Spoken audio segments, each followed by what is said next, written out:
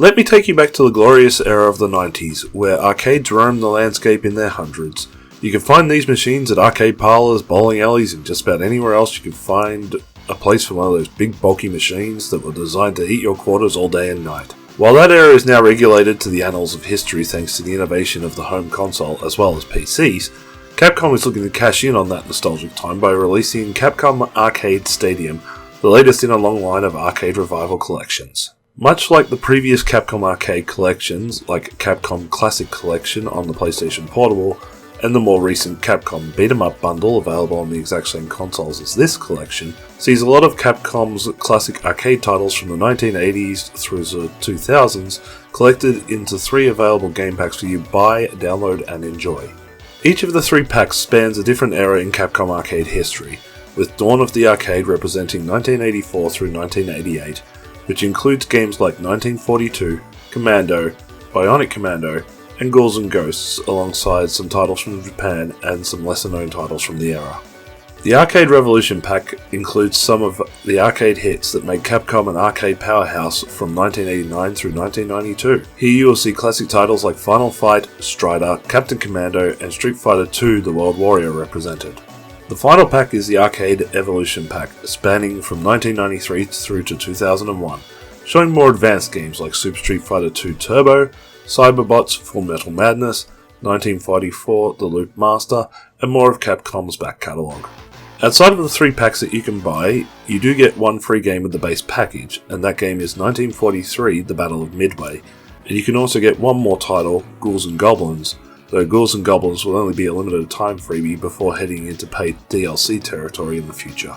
Getting into the swing of things in Capcom Arcade Stadium is pretty simple. You just choose one of the many arcade cabinets you'll either have bought or just play the free copy of 1943, hit a button to drop a 100 yen coin into the slot, press start, and away you go. Credits are unlimited, so you don't have to worry about some sort of arbitrary limit costing you your long played sessions. Speaking of saving, you do have some interesting features when you are playing these games.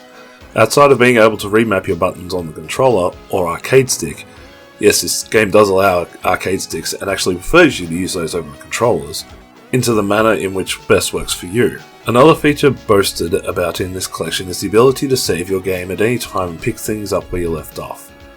There is also the ability to rewind time, about 5 seconds in total, so you can recover and think about that next jump or where to avoid enemy fire. In games like the Ghouls series, this feature is a godsend.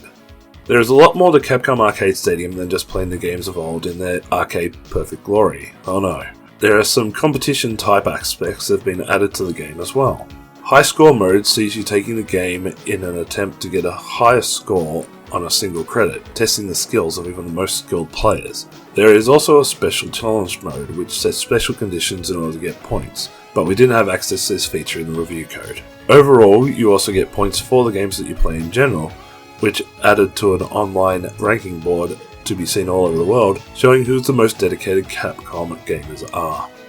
One of the biggest standouts for Capcom Arcade Stadium is the number of combinations that you have for visual components for every single game. Not only can you choose to display the game on a 3D cabinet and attempt to simulate the experience of standing or sitting at the arcade, you can change the type of display from scan lines to no changes to a hexagon display and much more. Then you can pick through the actual arcade screen size, full screen, zoomed and curved display.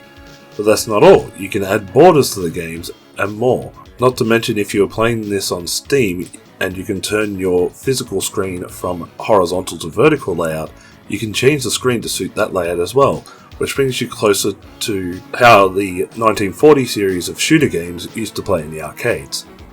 Capcom Arcade Stadium is a great love letter to the old days of arcade gaming, since just about any gaming engine can do this era of emulation pretty easy. It's surprising to see Capcom use the RE engine on this, which, as we have seen with other Capcom games, can handle so much more.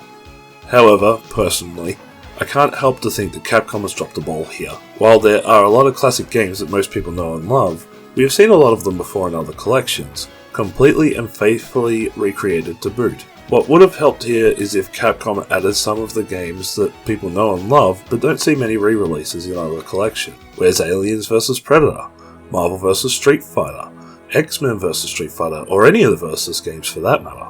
How about Power Stone, Capcom Bowling, Rival Schools, Saturday Night Slime Masters, freaking Darkstalkers.